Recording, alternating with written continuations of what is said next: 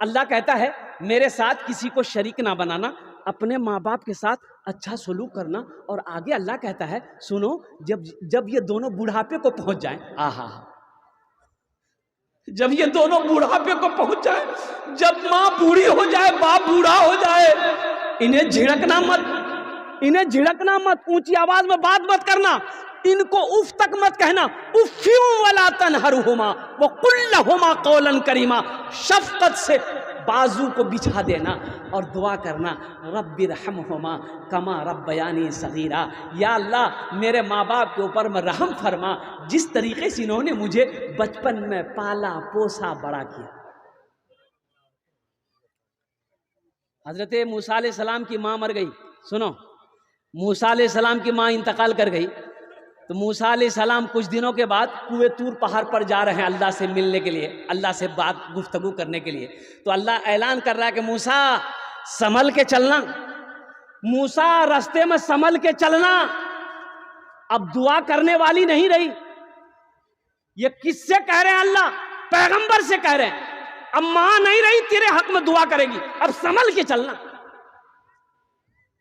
ہم کس کھیت کو مولی ہیں؟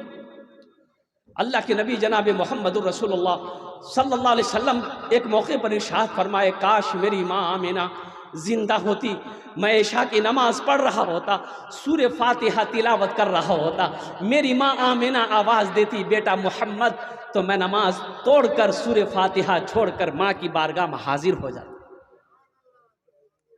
میرے بچوں نوجوانوں، ماں باپ کی خدمت کرو گے انشاءاللہ؟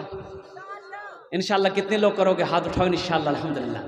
اور سنو، ماں باپ کی بارگاہ میں ماں باپ کے آگے اگر بے ادبی کر بیٹھے ہو، معافی مانگ لینا، ابھی گھر جا کے معافی مانگ لینا، ماں معاف کر دے گی، ماں معاف کر دے گی، باپ معاف کر دے گا، صرف اتنا کہہ لینا ابا مجھے معاف کر دیجیے، ہم ایسا بولے ہیں، او ماں سے کہہ دینا اماں ہمیں معاف کر دے، اور قربان جاؤ، ماں کے ہاتھوں کو چوم لینا، باپ کے ہاتھوں کو چوم لینا، اور قربان جاؤ۔ مسلمانوں ایک بات یاد رکھو، متفقن علیہ حدیث ہے، یہ 4 لاکھ روپے خرچ کر کے آپ خانہ کعبہ جاؤ حج کرنے کے لیے، اس کی نہ کوئی وارنٹی ہے نہ کوئی گارنٹی ہے کہ آپ کا حج قبول ہوگا۔ کوئی گارنٹی ہے؟ ارے بولو، کوئی گارنٹی ہے؟ کوئی گارنٹی دے سکتا ہے؟